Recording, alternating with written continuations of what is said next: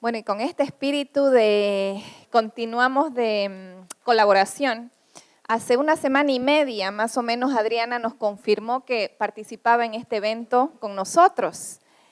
Y cuando vamos y nos reunimos con Adriana y decimos, a ver, vamos a ver tu agenda por la razón por la que vas a participar en este evento que vamos a llevar a Lima. Cuando me muestra su agenda, empiezo a ver los nombres y ahí veo el nombre de Dubalcaín, de Elfer y de Nancy, que casualmente nos encontramos hace 3 años en Israel, donde justamente la OEA, a través del programa de becas, había financiado su participación para participar en un curso de 20 días o casi de un mes para fomentar la educación hacia el desarrollo sostenible en comunidades indígenas de Centroamérica y Sudamérica. Entonces yo dije, no, es que esto no puede ser, o sea, nos estamos encontrando después de 3 años. Entonces, por eso hicimos una modificación pequeña de la agenda y por eso es que vamos a ser ahora testigos de ver este trabajo que sin querer en nuestro departamento no conocimos el trabajo que habíamos estado trabajando y bueno, ahora reunidos vamos a ver de cómo cada vez estamos afianzando de trabajar en conjunto. Así que Dubalcaín, Nancy y Elfer, bienvenidos. Buenas tardes. En mi país dice que primero los pequeños, ¿no? Los chiquitos.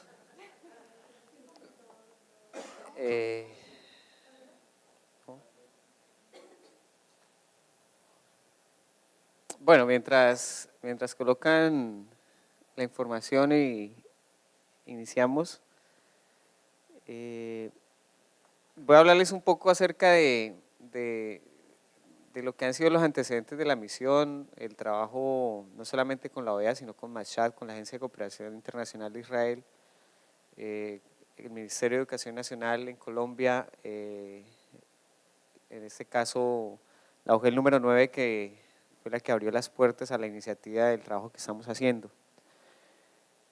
Y la verdad, el tema de desarrollo sostenible no solamente contagia, sino que nos anima todos los días a seguir pensando de que otro mundo puede ser mejor. Y después del tema de desarrollo sostenible, entonces sentí la necesidad de volver a Israel a estudiar el tema de planeación estratégica situacional y trabajar el tema de desarrollo local, porque hay que decirlo que uno tiene que seguir pensando en las ideas que han tenido éxitos, y el pueblo de Israel, hay que decirlo, son muy exitosos en el tema de los sistemas de producción, el desarrollo local y el tema de planeación estratégica.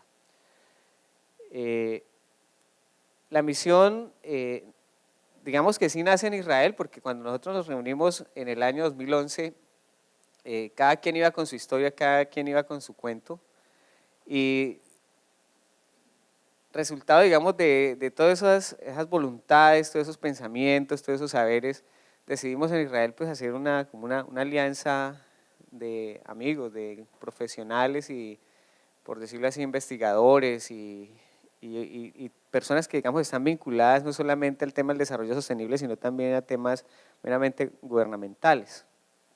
Sí.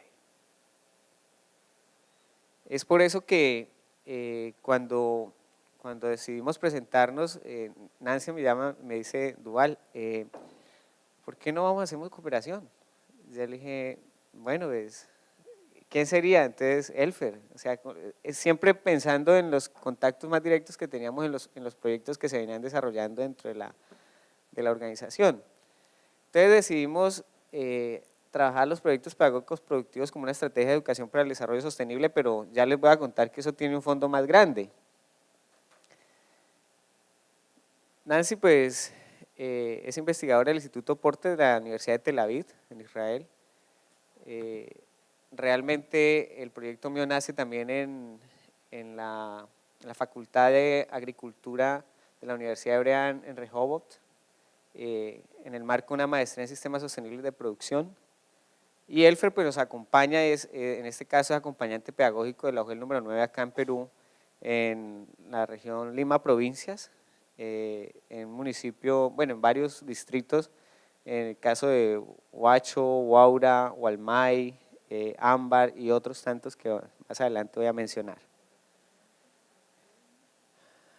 Iniciamos con esta frase, dice: estamos gestionando de pésima manera nuestra interdependencia ecológica. Nuestra generación está acumulando una deuda ecológica insostenible que traspasará a las futuras generaciones. Programa de Naciones Unidas para el Desarrollo, año 2007-2008. Y bueno, ahí está la línea del tiempo. Año 2003-2005, Colombia, digamos, empieza una transformación con una política educativa que se llama revolución educativa.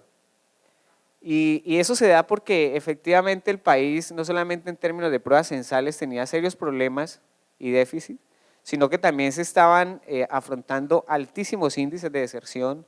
Las políticas de acceso y permanencia tenían serios problemas al interior del país, y es en ese año que se decide, año 2002, lanzar revolución educativa con un nuevo gobierno que llega, y un año después se comienza la implementación del Plan de Educación Rural.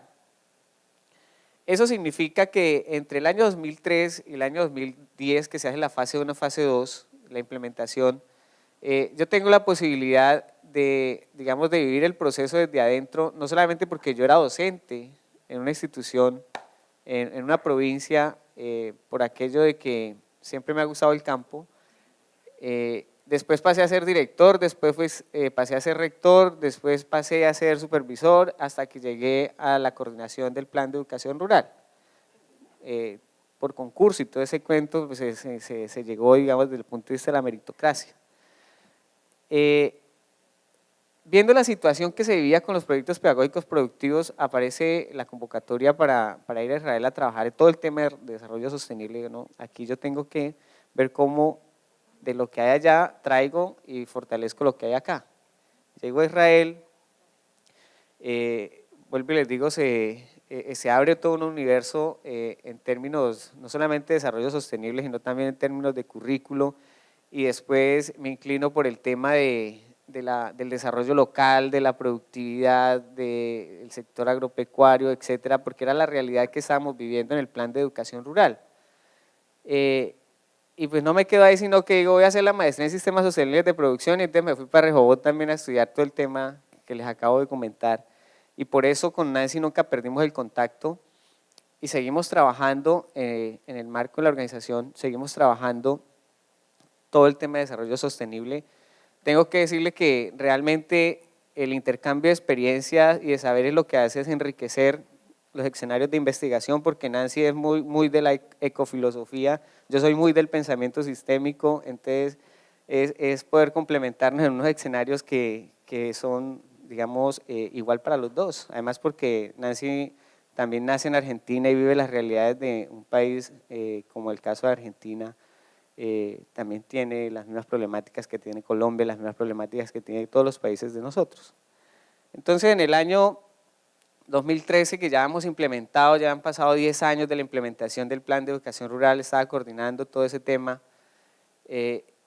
y decimos: Nancy, usted está haciendo todo un trabajo en investigación sobre desarrollo sostenible, sobre educación ambiental, vamos a complementarnos, vamos a hacer toda la investigación cualitativa, y por eso es que Nancy llega y seguimos vinculados a esos procesos. Igual Elfer con todo el tema del acompañamiento pedagógico que estaba haciendo.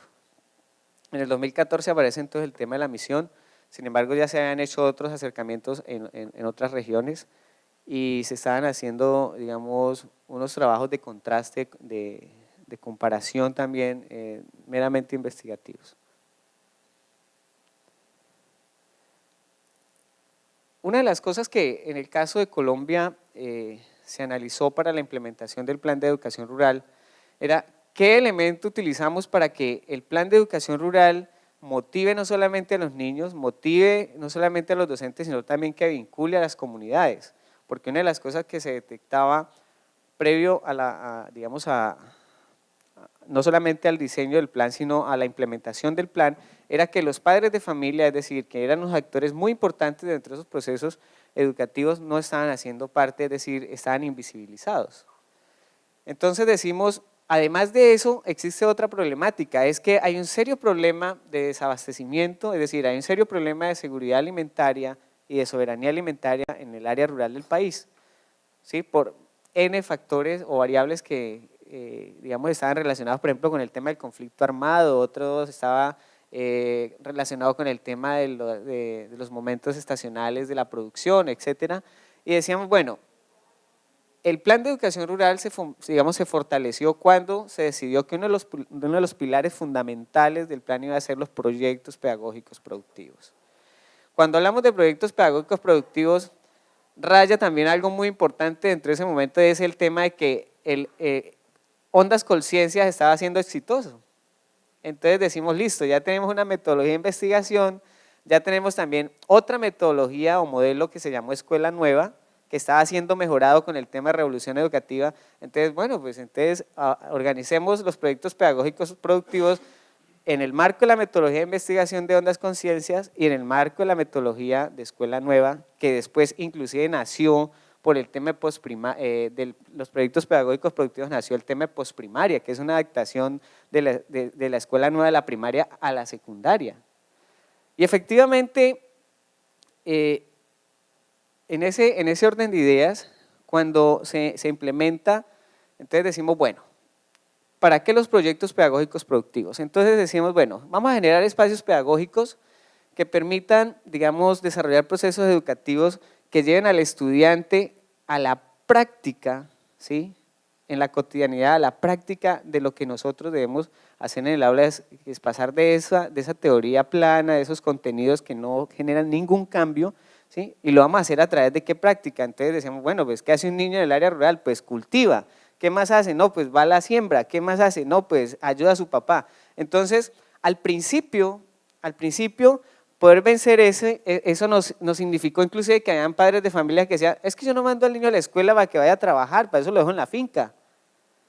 Y era trabajar en ese escenario para romper un paradigma, ¿sí?, porque seguían pensando los padres de familia que el niño tenía que ir a la escuela porque tenía que ser doctor, o porque tenía que ser mejor que él, o porque no tenía que trabajar en el campo y no vivir la vida que a él le tocó vivir. Más o menos esos eran los conceptos que manejaban los padres de familia.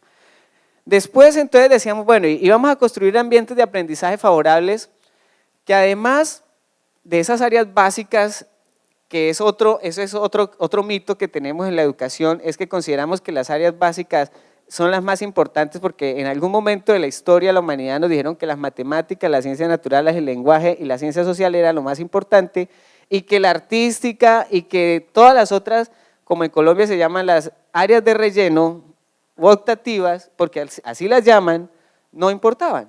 Entonces decimos, bueno, entonces los proyectos pedagógicos productivos, además de poder vincularse a las áreas básicas, va a tener que ser transversal. Después de eso, entonces decíamos, bueno, si llevamos al padre de familia, ¿cómo lo vamos a hacer? Tenemos que tener un gancho que permita que el padre de familia se enamore de lo que estamos haciendo en los proyectos pedagógicos productivos. Entonces dijimos, listo, vamos a convertir la escuela en un punto de convergencia, en el epicentro de la comunidad, donde además de ir a hacer un encuentro intergeneracional entre padres, niños, maestros y demás miembros de la comunidad educativa, también permitamos que ellos puedan llegar a un diálogo de saberes y le enseñen no solamente a sus hijos, sino a los profesores y a las personas que asisten a esos encuentros. Por eso los proyectos pedagógicos productivos, en algunas partes de donde se hizo el pilotaje, se llamaron Minga de Sueños. Minga de Sueños es una práctica que hacen las comunidades indígenas donde convocan a las comunidades y les dicen, bueno, el lunes corresponde ir a arreglar el camino. Entonces nosotros convocábamos en la escuela, era para decir, el día jueves o el día viernes corresponde ir a ver el cultivo X, el que sea, dependiendo del proyecto que se tuviera en las instituciones educativas.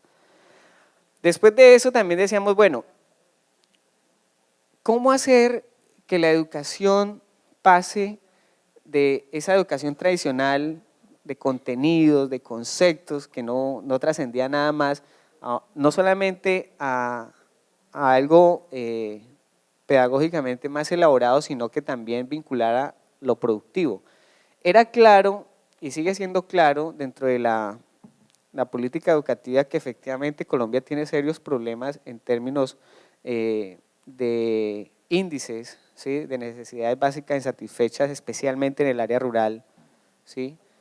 Y eso implicaba que una de las situaciones por las cuales las familias siguen siendo inclusive hoy en día subsidiadas por el Estado son los índices de pobreza, o sea, la línea de pobreza está muy por encima de los promedios internacionales. Yo le puedo decir que Colombia tiene sectores que el 67% de su población está por debajo de la línea de pobreza y el 39% de su población están por debajo ya casi que la línea de indigencia. Eso es gravísimo, y es grave máxime cuando uno entiende que hay sectores donde lo que se necesita es fortalecer los sistemas de producción, donde lo que se necesita es cambiar las prácticas y las costumbres en la forma de hacer las cosas en términos productivos para que la gente pueda cambiar no solamente sus condiciones de vida, sino su calidad de vida. Entonces, en ese orden de ideas decimos, bueno, vamos a, efectivamente, los proyectos pedagógicos productivos tienen que ser, si son el eje, tienen que impactar, ¿sí? Y tienen que impactar positivamente porque si no la política realmente va a fallar. Entonces implementamos dentro de esa estrategia algo muy importante porque mirábamos también que en el área rural en Colombia hace 2 décadas para acá, es decir, después de los años 90, empezaron a suceder varios eventos naturales como la inundación, por ejemplo, del Valle de Monpós, que fue se rompió el canal del dique y medio Colombia, después sobre el Valle de Cimentación del Magdalena quedó inundado, y empezamos a ver que el tema de los incendios, por ejemplo, en el tema de las sierras se volvieron más reiterativos, los bomberos ya no tenían capacidad, además que Colombia es un país muy diverso, pero también tiene todos los climas y también cuando el fenómeno de la niña o el niño lo afecta también lo azota. Entonces empezamos a ver, hay que empezar a cambiar esas prácticas que están relacionadas con los proyectos pedagógicos productivos como el tumbe, queme y siembre, ¿sí? O con lo de las aguas servidas en las instituciones o como las aguas servidas en las comunidades, etcétera, y dijimos vamos a vincular todo el tema desde los proyectos ambientales escolares, y ya que Omar está trabajando sobre ese espacio, pero le digo que ese va a ser el espacio de ustedes para poder fortalecer ese tema. Y lo último es desarrollar ese currículo. Mire, definitivamente el currículo colombiano era un pastel, eso fragmentado, eso había de todo, y cada rato le colocan una bolita, una guirnalda más al arbolito de Navidad, como decía por ahí el compañero de República Dominicana, y definitivamente esa educación es la que se debe obviar o se le debe hacer el quite, porque uno de los problemas era que Ondas Conciencia había identificado toda la metodología de investigación precisamente para trabajar la investigación como estrategia pedagógica, y todavía uno encontraba profesores en el aula de clase diciendo 2×2, 4, 4×2, o sea, ¿en qué estábamos cambiando? Entonces el área rural tenía que ser transformada. Pues íbamos a vincular lógicamente a los estudiantes ya con todo. Yo no voy a hacer aquí una clase de conceptualización de habilidades, destrezas, porque me parece que ya sobra, sigamos.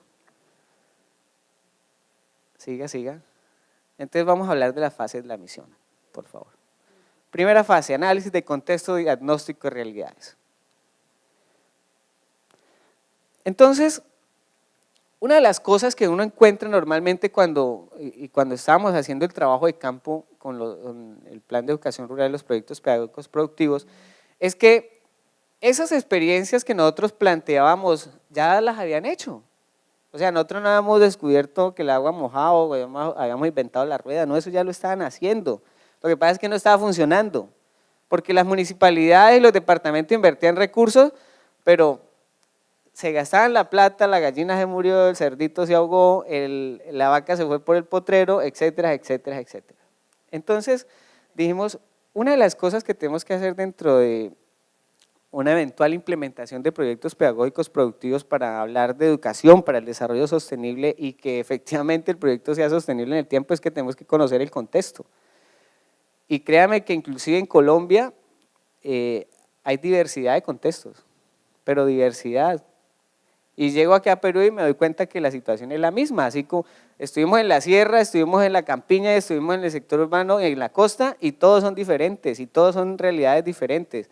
Entonces, dentro de ese análisis de contexto, para el caso de la misión hicimos una visita de campo, empezamos a hacer entrevistas porque también es una investigación muy cualitativa, empezamos a hablar de expectativas, mingas, de sueños, o sea, hay que tocar ese registro genético de las expectativas de la gente, porque si yo no lo hago, sencillamente puedo venir a hablar de algo que ni siquiera les interese, o alguien ya lo hizo y fracasó. después de eso, entonces empezamos a hacer una revisión documental. Esa revisión documental estaba relacionado entre el proyecto productivo o el currículo en función del proyecto productivo. Y bueno, ahora les hablo un poco de ciertas cosas que encontramos que me parece que hay que fortalecer y hay que empezar a trabajar de abajo hacia arriba, porque es que también cuando desconocemos eso que les hablaba anteriormente, esos saberes que existen en el contexto y esas tradiciones y esas costumbres, empezamos a rayar en algo que es la imposición de ciertos criterios que posiblemente no van a funcionar en esos escenarios. Y empezamos a trabajar con una parte, una metodología que es el mapeo, es cómo miraba su territorio los chicos, los padres de familia, los docentes y la gente que vive en el territorio. Y mire lo que encontramos. Vamos al distrito de Ámbar, Sierra. Encontramos un clima que, entre otras cosas, es un clima tropical seco, ¿sí? Con un balance hídrico muy bajo, con unas situaciones de eficiencia en el uso del agua también muy bajos, donde hay cierta racionalidad, o una altísima racionalidad de producto y también una infraestructura también básica y unas condiciones muy precarias también de la población. Y aún así encuentra uno que los profesores por iniciativa propia sembraron melocotón hace 6 años. Por obra y arte de magia el cultivo se ha sostenido, porque ni siquiera, según dicho por los miembros de la comunidad educativa, los apoyaron para hacer el cultivo. Y cuando vamos a revisar pues la parte documental, ¿no?, de cómo está el cultivo en función de el currículo o el currículo en función del cultivo, pues no hay nada. Entonces, ¿qué sucede? Proyecto, sí, proyecto, cultivo. Productivo, sí, productivo, y les da dividendos porque les da plata. Pedagógico, no existe. Los chicos van y podan, los chicos van y recogen la cosecha.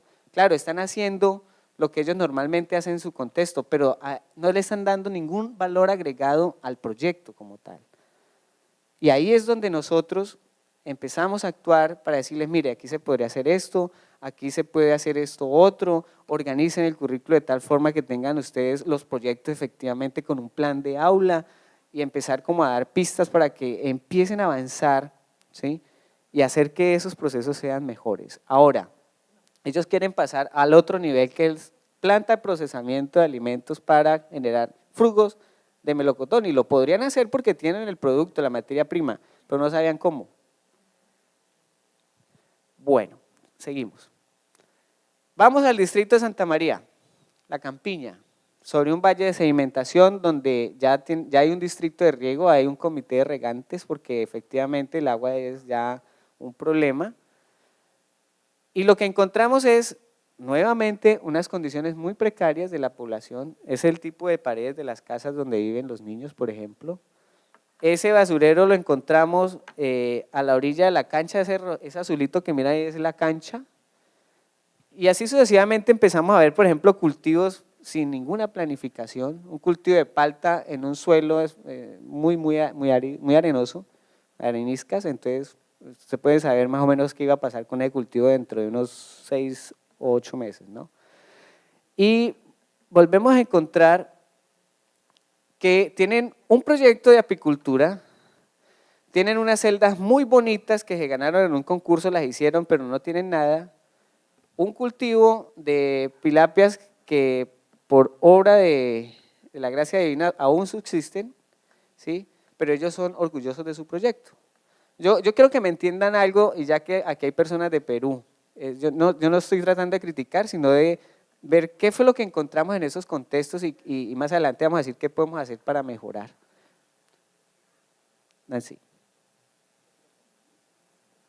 Entonces, llegamos al distrito de Huacho, Domingo Mandamiento es la institución educativa, empezamos a trabajar el taller de análisis de contexto porque con todas las instituciones trabajamos el taller de análisis de contexto y pareciera que la participación y la sinergia o el activismo de los estudiantes es directamente proporcional al descenso sobre el nivel del mar. Me explico. Arriba son más parcos, son más tímidos, son más calmaditos, y acá abajo pues toca atajarlos, ¿no? Porque están en la costa. Alguien me dijo por ahí, un compañero, un colega, no, es que aquí existe el cholómetro. Entre más sierra son más cholos, entonces son más tímidos. Pero realmente son condiciones socioculturales que hay que empezar a trabajar como lo decíamos, lo manifestábamos nosotros con los profes para poder que los chicos empiecen a generar cambios también al interior.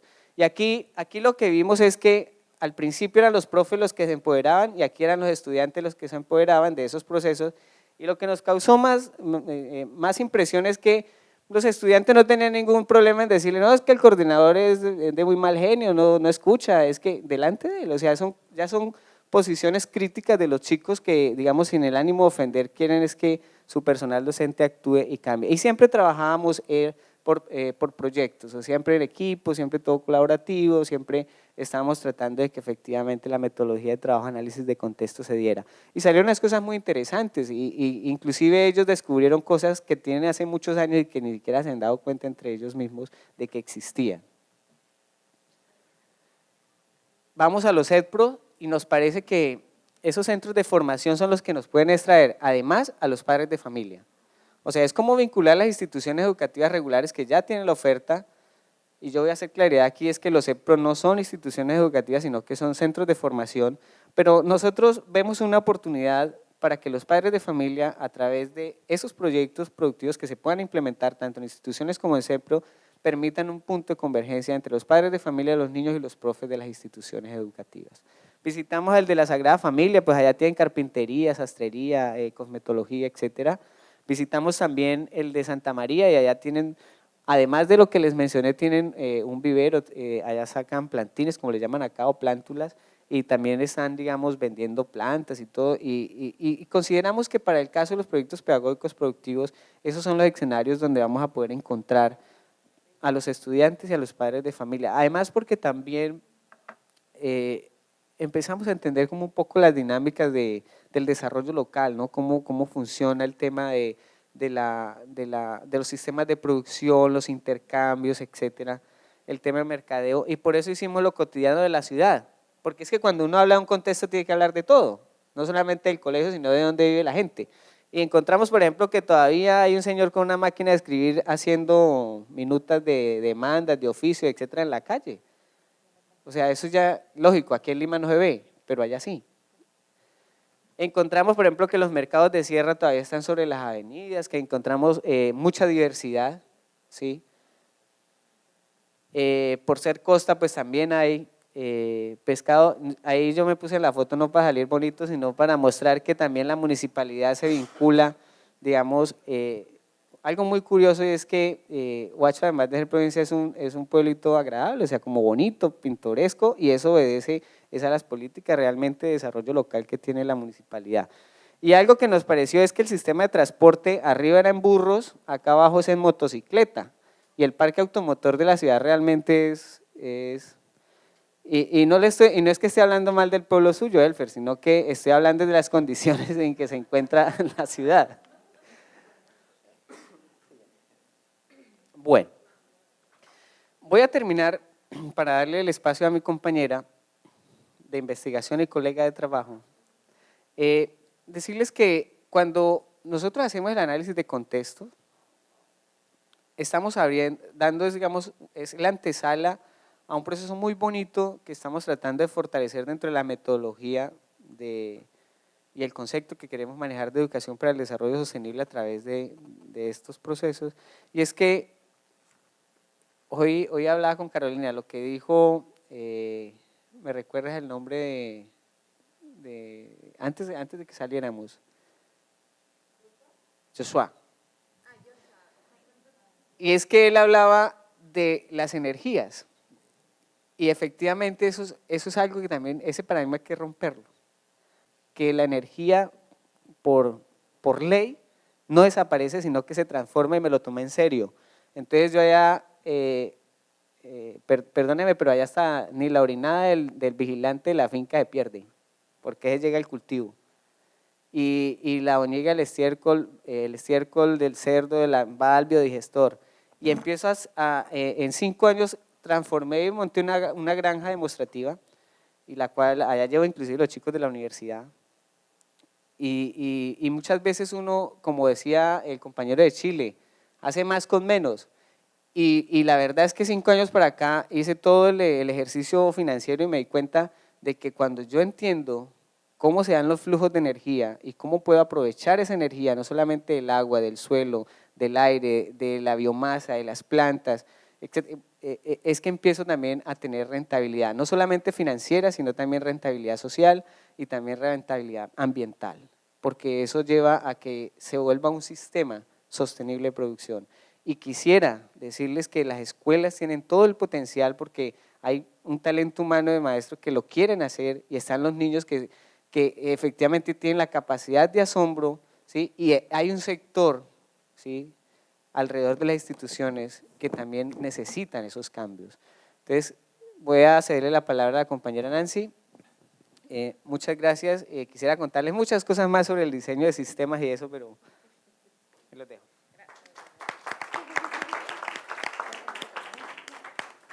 Bueno, buenas tardes. Entonces, continuando un poco las fases de la misión, la primera fase fue la que ahora Dubalcán les estaba contando, que fue la visita in situ, que fue la primera semana de la misión. Visitamos 3 instituciones educativas. La segunda fase fue el proceso de formación.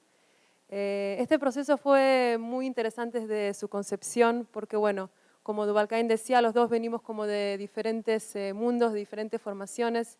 Entonces, articular nuestros saberes y nuestras voluntades de, bueno, en un proceso de formación que duró una semana, cómo incluir lo que queremos, cómo articularlo y pensarlo desde la parte, digamos, académica hasta la parte logística, que fue muy interesante y creo que eso tuvo también un gran efecto, porque, digamos, bueno, a la hora de querer ofrecer inclusive un refrigerio para los participantes de la formación, pensar de, bueno, nosotros estamos queriendo hablar sobre los patrones de consumo, cómo vamos a ofrecer un refrigerio con, digamos, utensilios descartables. Entonces, desde ahí también comenzamos a concebir, digamos, desde lo práctico, cómo lo vamos a hacer. O sea, si queremos hablar sobre educación, tenemos también que hacer un taller que sea bien dinámico, que sea divertido, que tenga contenidos y que también tenga así trabajo en equipos. Desde ahí comenzamos a concebirlo y estas son un poco las temáticas que fuimos tratando. Comenzando por el diálogo de saberes, que fue como la continuación del análisis de contexto. O sea, en el taller de formación participaron representantes de 11 CEPROS y 8 instituciones educativas. Solamente con 3 de ellos pudimos hacer un análisis de contexto más a fondo cuando visitamos las instituciones. Con el resto hicimos un diálogo de saberes que, digamos, es el contacto con la institución local, qué es lo que están haciendo. Lo trabajamos también a través de la matriz FODA de fortalezas, debilidades. Gracias. Fue muy interesante porque desde ese lugar uno ya comienza a trabajar conociendo un poco más, teniendo más un poco idea de dónde viene la gente. Las redes del conocimiento, una opción para aprender y multiplicar, tiene que ver un poco con lo que les estábamos contando de la conformación de la red de la Organización Internacional, a través de la cual el objetivo es que también un poco, así lo que estabas contando, Natalia, del espacio virtual que tienen, que sería muy bueno poder integrarlo también, porque el objetivo es prácticamente el mismo, crear un espacio donde se pueda compartir prácticas, experiencias y todo lo demás. La transversalidad de los proyectos productivos, cómo incorporarlos a los planes de estudio. También es un tema que lo vimos bastante en prácticamente todas las presentaciones que ustedes vinieron trayendo, o sea, es un ícono en todo lo que tiene que ver con ciencia y ambiente, es transversal a todas las áreas. Entonces, como estaba contando Balcaín, a través de que vimos también que existe esa necesidad de incorporar de la transversalidad, también lo tratamos en el proceso de formación. Los proyectos pedagógicos productivos, una alternativa de innovación en el aula, continuando al tema de la transversalidad, cómo trabajar lo productivo también dentro del currículo académico, educación para la sostenibilidad y pedagogía Waldorf. También dimos un espacio, o sea, quisimos mucho hacer un espacio que sea interactivo y de diálogo, introducir un poco también lo que es un taller de reflexión, comenzando desde qué es la educación, para qué estamos aquí, y dentro de eso la educación para la sostenibilidad, para qué, cómo lo hacemos, cómo se concibió a nivel general el concepto de sostenibilidad, porque no es algo que todos conocen dentro de sus ámbitos educativos. Y algunos elementos de la pedagogía Waldorf, que también tiene que ver con mi formación en educación, es una pedagogía con la que trabajo y que me parece que tiene muchos valores para rescatar en lo que son las prácticas docentes. O sea, hicimos una probadita de varias cosas, pero también lo hicimos a niveles así dinámicos y prácticos para que, como todos sabemos y lo que estamos hablando, no hay como la práctica para uno así tener la vivencia, ¿no? Y llevarse una vivencia y no una serie de conocimientos y teorías. Otro trabajo muy interesante que hicimos fue con la Carta de la Tierra, no sé si todos la conocen. La Carta de la Tierra es un documento internacional que se creó más o menos en el año 2000 y es una serie de principios a seguir para todo lo que estamos hablando, que es un poco cómo hacemos de nuestro mundo un lugar donde podamos vivir nosotros, las generaciones futuras, cuáles son nuestros compromisos, cuáles son nuestros desafíos. Nos pareció muy interesante como documento, más que como un documento, como una guía para todos los que estamos trabajando en esta área, que queremos hacer una transformación, como parte de lo que es la visión que tiene que existir por detrás de todas las prácticas que estamos haciendo. Lo hicimos también de una manera muy creativa, que ya se los vamos a comentar también. Pensamiento sistémico y el diseño de proyectos productivos en la escuela. Esta fue un área que yo personalmente también aprendí mucho de la experiencia porque bueno, fue algo que aprendimos junto con Duval-Cain a través de todo lo que tiene que ver, o sea, estamos hablando de proyectos pedagógicos productivos. ¿Cómo diseñamos un sistema de producción? Entonces, Duval-Cain nos estuvo enseñando todo lo que es el lenguaje de símbolos, una pedagogía se podría decir, lenguaje de símbolos de Odum. Fue muy interesante, al principio costó un poco, cuando ya los profesores entendieron cómo se manejaba el sistema de símbolos, teníamos que, o sea, se quedaban hasta más tarde para terminar de hacer sus láminas y creo que va a ser de mucha utilidad. El objetivo de ese sistema de análisis, o sea, qué es un sistema de producción, cómo lo planificamos, qué elementos tenemos que tener en cuenta desde los agentes internos a los agentes externos, los flujos de energía, las materias primas. Es un análisis muy rico, muy completo que nos facilita y nos permite hacer después la formulación de los proyectos pedagógicos productivos. Fue muy interesante, o sea, fue un trabajo hecho por grupos, donde cada grupo escogió alguno de los proyectos de los participantes del grupo, que ya salieron con todo su sistema armado, cuando lo que tienen que hacer, por ejemplo, en el caso del melocotón, el representante de este proyecto estaba presente y fue muy productivo el encuentro, ya salió con una base desde la cual puede formular su proyecto teniendo en cuenta todos los elementos, ¿no?, que se necesitan. Seguimiento y valoración sistematizada de experiencias. También quisimos introducir un poco todo lo que es el seguimiento de las prácticas educativas que estamos haciendo. O sea, nosotros todos como docentes que practicamos, a veces experimentamos diferentes metodologías, cómo hacer para darle un seguimiento a nuestras prácticas que nos permita ver si esas prácticas están teniendo el impacto y el efecto que nosotros queremos. Nosotros también hicimos, inclusive como ejemplo también, para cerrar nuestro taller de formación, hicimos una pequeña sistematización con ellos para también saber nosotros cuáles fueron los resultados de esa semana que compartimos ahí con los participantes. Entonces, esto básicamente fue, discúlpame, volvemos un momentito atrás, estos fueron básicamente los temas que trabajamos en el taller de formación. Algunas imágenes para compartir de esta semana. Como les decíamos, tanto como a los niños, a los adultos nos encanta, nos gusta y necesitamos un poco también de jugar entre todo el debo, quiero, lo académico, lo productivo. También hicimos varias dinámicas para que la gente se sienta cómoda, se suelte y tenga ganas de participar. Trabajo en equipos. Como les decíamos siempre, entre jugando un poquito y trabajando el resto. Acá se puede ver un poquito todo lo que estamos contando, que es el trabajo del lenguaje de símbolos, que es un trabajo en equipos donde cada grupo diseñó primero, digamos, en papel y en maquetas, y después con un programa especializado que cada uno se lo llevó en su computador. Algunas otras imágenes del trabajo.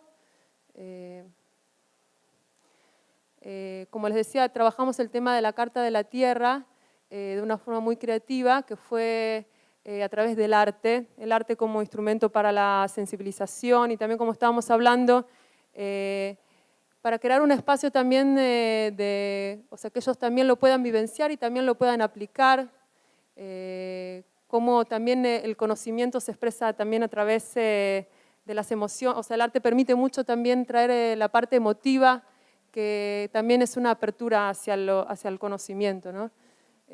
Hicimos 4 pinturas por grupos. Después, o sea, en realidad el trabajo fue así. La Carta de la Tierra tiene un preámbulo y tiene una serie de principios.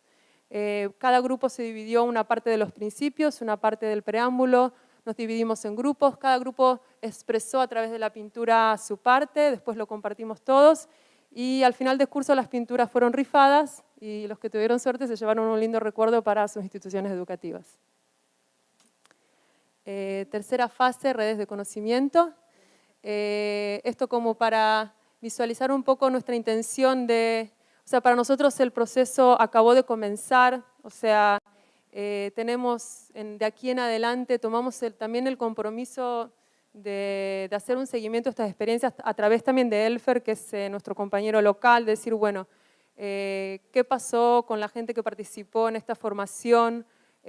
¿Tuvo impacto? Para eso también estamos proponiendo el uso de la red, que nos facilite esa comunicación y a través de eso poder dar continuidad a todo este trabajo y ver realmente cómo se da la continuación de todo este trabajo. Esto es un pequeño recuerdo, Carolina, de nuestro primer encuentro en Israel año 2011. A ver, el que le encuentra a Carolina, que levante la mano. ¿Te encontraste? ¿La encontraste? Aquí está Carolina. Aquí estoy yo. Dual Caín. Elfer. Bueno, y todos los compañeros con los que formamos la Organización Internacional para la Educación y el Desarrollo Sostenible, a los que nos gustaría, y la invitación está abierta para que se sumen y podamos ampliar esta red y seguir compartiendo materiales y que este encuentro no quede aquí y que podamos seguir multiplicando y aprendiendo juntos. Fase 3, implementación y acompañamiento, y fase 4, Dual Caín.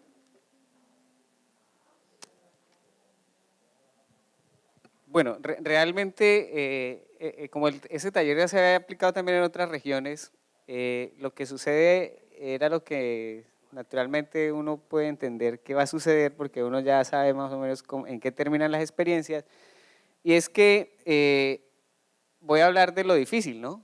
De lo que también Carolina habló, de lo que hablan los ministerios, no hay plata. Muy bonito todo, el proceso de formación muy bonito, la gente se va sensibilizada, va con unas herramientas, pero cuando dice, bueno, y si son proyectos pedagógicos productivos, ¿cómo los implemento? No tengo plata, la institución no tiene plata, la OGEL no apoya, el LADREL poco, etcétera, etcétera. Pero tengo que decir que en Colombia se han hecho unas experiencias muy bonitas, con pocos recursos, con el apoyo y la sinergia interinstitucional, y ahí es donde voy a retomar las palabras de Nancy, no hay que pensar que con lo que hicimos ya terminamos. Yo pienso que es el primer camino de 6.000 kilómetros que hay que recorrer, y si uno motiva a una institución educativa o un CEPRO para que avance en ese camino, pues también tiene que empezar a buscar entre todos a ver cómo hacemos para que eso funcione. Y les podría decir muchas experiencias, como por ejemplo el de la caña flecha de los guajiros, que después con la metodología de Colciencia los apoyaron y ahorita están en el mercado internacional, etcétera, etcétera. Y también con lo de la palma de Cumare bajo los huitotos, por ejemplo, en las comunidades indígenas que también están produciendo y lo están vendiendo en Europa, y etcétera, etcétera. Entonces la idea es poder hacer esa implementación con el apoyo de algunas municipalidades. Ya también por ahí hay 3 municipalidades que nos han llamado, que están interesados, que quieren que miren a ver cómo hacemos, estamos como en ese proceso. Y el acompañamiento lógico a través de la red y el gestor local, también para llegar a la fase como de evaluación y seguimiento de esos procesos. Lo que nos interesa realmente es que se puedan validar muchos documentos dentro de esa metodología de trabajo que nos va a permitir poder hacer que las escuelas empiecen a transformar sus prácticas pedagógicas y productivas en el quehacer. Finalmente, pues, desde la sostenibilidad, los proyectos pedagógicos productivos en el marco de la metodología y el modelo que estamos proponiendo permite aumentar la productividad en el sector. También estamos vinculando el tema del consumo saludable y responsable, en las economías solidarias, porque es que una de las cosas que tenemos, y voy a hablar caso Colombia, y algo alcanzo a notar en otras regiones, es que somos muy egoístas, no nos asociamos sino para un chisme, un mal comentario, un chisme, a veces sí nos asociamos, pero para lo demás, cuando queremos crecer, difícil. Sí, ya me quedan 60 segundos. El tema de los mercados justos, desde lo ambiental, el uso y preservación de recursos, la mitigación y superación de impacto y el mejoramiento de las prácticas de producción. Sabemos que cuando mejoramos las prácticas de producción, hacemos más consciente el tema de las energías renovables y los flujos de energía, y empezamos a trabajar sobre eso. Y desde lo social, condiciones más favorables para no solamente el trabajo, sino para la generación de ingresos, la cooperación y la satisfacción de necesidades humanas básicas. Finalmente, entonces lo importante de estos procesos es que tenemos que fortalecer el modelo de educación para el desarrollo sostenible, explorando las tres cosas: saber, hacer y ser. El resto la pueden leer, pero sí me voy a detener un poquito en el ser. Y es que si nosotros no cambiamos el chip del ser en la gente, es decir, si no hacemos que la gente se vuelva más humana, si no hacemos que la gente sienta no solamente al que está al lado, sino también su contexto, como dicen los de mi tierra, la Pachamama, la Villala, esto no va a cambiar. Y si logramos que la escuela transforme esa partecita del hombre, vamos a lograr que esto cambie. Entonces, vuelvo y les digo, es un camino, es un paso de 6.000 kilómetros que tenemos que recorrer. Empezó hace ya casi 4 años, hemos entendido que para poder lograrlo tenemos que hacerlo en equipo, tenemos que hacerlo unidos, y que este sea también una oportunidad de conocer personas espectaculares como ustedes, que también tienen experiencias espectaculares que sabemos nos van a servir y le van a servir a muchas regiones de este mundo. Muchas gracias.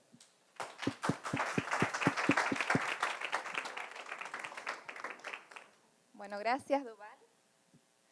Sí, yo he estado aquí viendo todo el mundo el reloj. Yo sé que muchos quieren ir al Parque del Agua, quieren ir de compras, pero creo que, digamos, hicimos esta excepción de extenderlo un poco más porque realmente consideramos que el trabajo que están aquí llevando a cabo Elfer, Duval Caín y Nancy es bueno, digamos, que pueda ser compartido acá. Es más, como yo comenté al inicio, o sea, yo estuve presente con ellos. Esto realmente fue gracias, como decía aquí José Amado, a mi colega Claudia de Wint, que desde el Departamento de Desarrollo Sostenible estamos enfocando este proyecto de cómo la educación hacia el desarrollo sostenible en las Américas se tiene que dar. Entonces, esto es como parte de lo que yo les comentaba, de que queremos crear esta iniciativa interamericana de la educación hacia el desarrollo sostenible. Entonces, ahora ver de que podemos tener fondos, digamos, de nuestro departamento de formación, gracias, de desarrollo humano, de que los han podido financiar para que estén acá y que puedan dar testimonio del trabajo que están haciendo. La verdad que eso es increíble. Le comenté a Claudia, me voy a encontrar con estos colegas que me diste la oportunidad de yo estar en Israel. Entonces, obviamente que queríamos darle el espacio para que puedan dar ese granito de arena de que se creó, digamos, en Israel y bueno, que está dando frutos. La última actividad, bueno, no sé si quieren algunas preguntas.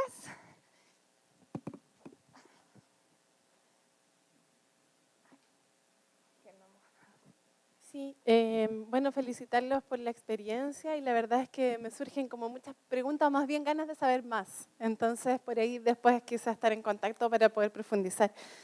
Me quedo una pequeña reflexión que me quedo un poco con esto de la importancia de la escuela como desarrollando un proyecto ahora además productivo, salimos afuera de la escuela, incorporamos temas de sostenibilidad y ahora además de desarrollo productivo, y es como que a veces pienso, o sea, creo en eso y creo que es una apuesta, una muy buena apuesta, pero también me pregunto, así como que me gusta pero me asusta, porque me pregunto, ¿y no le estaremos pidiendo mucho a las escuelas?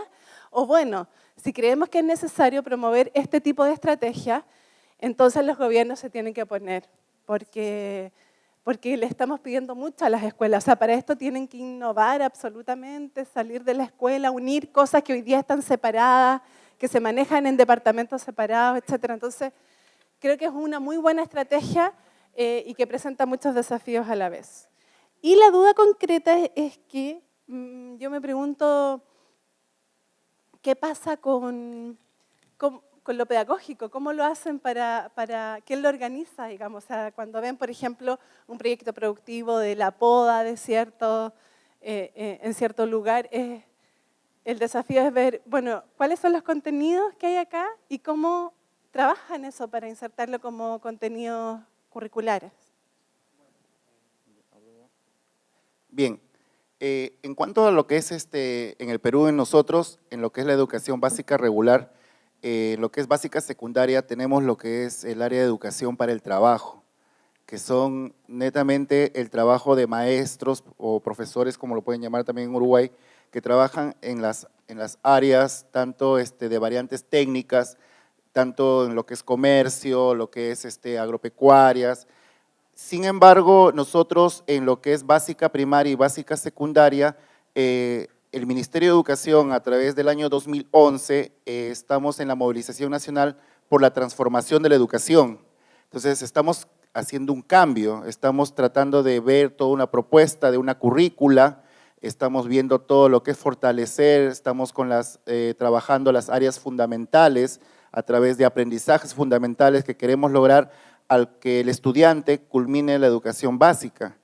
Es un proceso, justo Elizabeth, bueno, no está ahorita, pero Elizabeth es parte también de lo que hemos trabajado, había trabajado también con un colega, y justo yo les quería mostrar, ¿no? Nosotros está costando, y esto nuestros colegas de acá del Perú, las rutas del aprendizaje en nuestro fascículo de ciencia, usa la ciencia y la tecnología para mejorar la calidad de vida, ¿no? Tenemos también los objetivos del milenio, los objetivos del Dakar al 2015, donde tenemos que trabajar la sostenibilidad y varios. Y aquí nosotros tenemos todo un trabajo, todo un esfuerzo que se está sumando al trabajo, por lo menos desde mi aspecto como acompañante pedagógico, que es la formación de docentes, trabajar con maestros de primaria, es la implementación del trabajo por proyectos. O sea, trabajar por proyectos, como decían las maestras en Uruguay, donde los maestros integramos y trabajamos todas las áreas. Y desde los proyectos, trabajar matemática, ciencia y darle este enfoque, ¿no? Los dos enfoques que sustentan lo que es indagación científica y alfabetización científica, lo que es la sustentabilidad, la sostenibilidad, una educación para la sostenibilidad. Perdón, pero entonces es una propuesta, no es que se esté haciendo. A ver, caso Perú lo están transformando, porque Perú es el que está en transformación. Colombia… ¿De qué manera todo eso se inserta? Ok, ya te explico. Yo te decía que en Colombia con Revolución Educativa desde el 2002 empezó el cambio, es decir, estoy hablando 12 años. El tema es que se vincularon no solamente las metodologías del programa Ondas para el tema de la investigación como estrategia pedagógica, por eso el IEP es algo que está adoptando Perú actualmente con el tema de la investigación, sino que también se empezó a trabajar directamente con la metodología de Escuela Nueva, que también fue reestructurada para el caso de Colombia, porque nacieron también los estándares básicos curriculares, no existían. Entonces, como todo eso se dio en ese proceso, lo que pasó fue que los proyectos pedagógicos productivos, digamos, cobraron vida porque los transversalizaron y se convirtió el diario vivir de los estudiantes en el aula y en su entorno próximo, ¿no? Entonces, ese es el tema, es que ya no era el currículo de español o castellano o de ciencias naturales o de historia, que era lo que se veía antes del 2002, sino que ya eran los proyectos pedagógicos productivos articulados a todos los procesos de aprendizaje, de investigación, con una metodología que era la IEP como estrategia pedagógica. Claro, ya 12 años ya en eso. Sí, muy buenas tardes. La inquietud de nuestra colega de Chile es muy importante.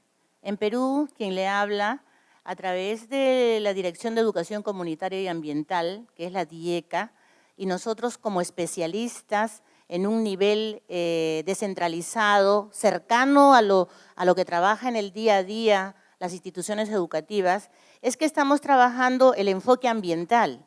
Y en este enfoque ambiental, los colegios desarrollan una serie de acciones en los 5 componentes, como ayer la directora Aurora Segarra lo manifestaba, pero los procesos productivos y la cercanía al desarrollo de los procesos pedagógicos justamente se dan en estas escuelas con futuro sostenible, en el cual la ecoeficiencia, que es un componente muy importante en el manejo del agua, cómo poder reciclar el agua o reusar el agua, reutilizar el agua del cañito y se van lavando las manos y ya no va al desagüe, sino más bien se va hacia los jardines. ¿Cómo es que esos jardines van creciendo unas plantas que va a permitir con ello dar de comer a la crianza de animales menores, que son en este caso los cuyes, los conejos, ¿no? ¿Cómo es que estos conejos botan a través de sus excrementos, se utilizan para abonar la tierra, una tierra que acá en San Juan del Lurigancho, la parte alta es agrestre, es de tipo salitroso, pero que sin embargo con estos abonos hacen que la tierra produzca hortalizas, produzcan plantas, ¿no?, que les permitan a los niños elaborar sus ensaladas, sus tortillas, ¿no? Entonces, de eso se trata, ¿no? Es como lo decía usted le decía, ¿de qué sirve tener un huerto escolar? ¿De qué sirve tener tal proyecto si en los procesos pedagógicos no figuran? Pues a través del enfoque ambiental tratamos de recuperar eso, tratamos de que si el estudiante o el docente de las diferentes áreas curriculares trabajan una temática, pues ahí está, en su entorno, en el jardín o en elaborar un jardín colgante, en la crianza de animales menores, pues ahí está la inspiración del estudiante para poder generar conocimiento. Bueno, eso es el aporte que estamos haciendo a través del enfoque ambiental en la aplicación de estos 5 componentes. Yo solo quiero complementar algo de lo que desarrolla el Ministerio de Energía y Minas. De repente no están trabajando con la parte de educación, sino están trabajando con las municipalidades. Hay una dirección que es la Dirección de Electrificación Rural. Esa dirección electrifica zonas muy alejadas, pero aparte de darles la energía, les están ayudando a realizar proyectos productivos. De repente eso puede insertarse ya con la parte educativa, que no le están haciendo porque no tienen de repente el contacto o el conocimiento para enlazar ambos sectores, ¿no? Si me permite, Reto. Sí, pues precisamente eso es lo que queremos, fase 3, fase 4, 5 es cómo hacer alianzas interinstitucionales que nos permitan llegar no solamente con el componente pedagógico y productivo, sino que también haya, en este caso, instituciones o que la institucionalidad esté interesada en implementarlo. Entonces, me acabas de dar una idea. Sé, por ejemplo, nos encontramos algunas instituciones que están en ese proceso. Entonces, es cómo hacer una alianza entre la institución y ustedes, que son los que van a implementar el proyecto, para que no solamente se haga la asistencia técnica, sino que eso también llegue a la escuela. Entonces, vea, en mesas como esas que aparecen ideas para poder fortalecer tanto lo que ustedes hacen como lo que hace la institución.